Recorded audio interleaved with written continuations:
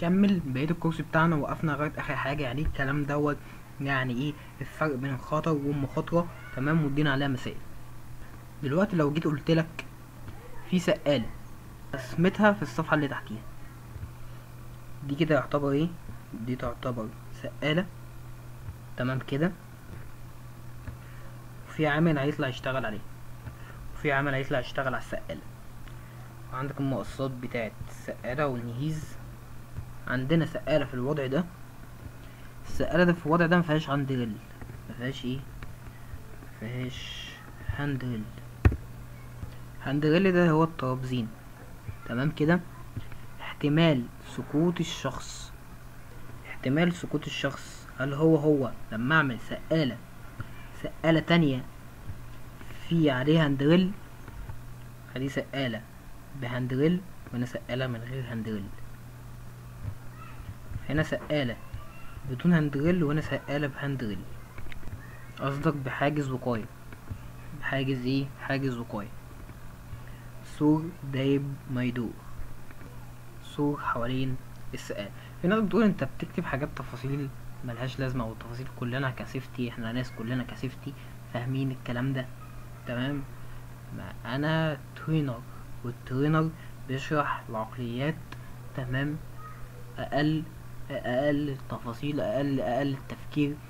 ترينر مش بيشرح السيفتي بس، بيشرح غير السيفتي عشان بيدربهم على حاجات. هو انت ممكن تدربهم على الايش، ابدا اعرفهم النظام ماشي ازاي وخلي بالكم، واعرفهم.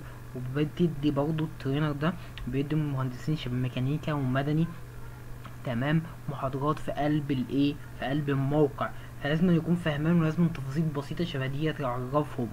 فاللي عنده بسيط، تعريفات بسيطة او معلومات البسيطة دي بتفرق معاك انت كراجل ترينر، تمام. مش راجل بتشرح، انت بتشرح لناس سيفتي، تمام، بس انت بتشرح لناس غير سيفتي برضو. ما تخش في موقع ترينر لازما تشرح لمين؟ لناس مش سيفتي، عمال، ناس فهمانة، مهندسين ميكانيكا ممكن مش فاهمة الكلام ده، وممكن أول مرة يخش في موقع، ممكن ناس كسيفتي أول مرة ما تواجهش الموقع، ما شافوش الكلام ده. فلازم التفاصيل البسيطة دي لازم أكتبها.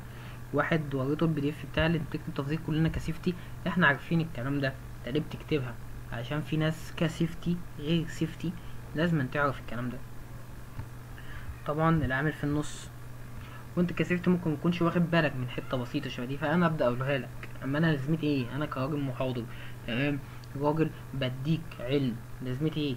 ان انا لازم اديك تفاصيل. اما انت كراجل كسيفتي، كراجل كترينر، معاكوا نفس المعلومه، ايه الجديد؟ يبقى انت ايه تميزت عنه؟ بايه تميزت عن اي حد ترينر بايه اصلا؟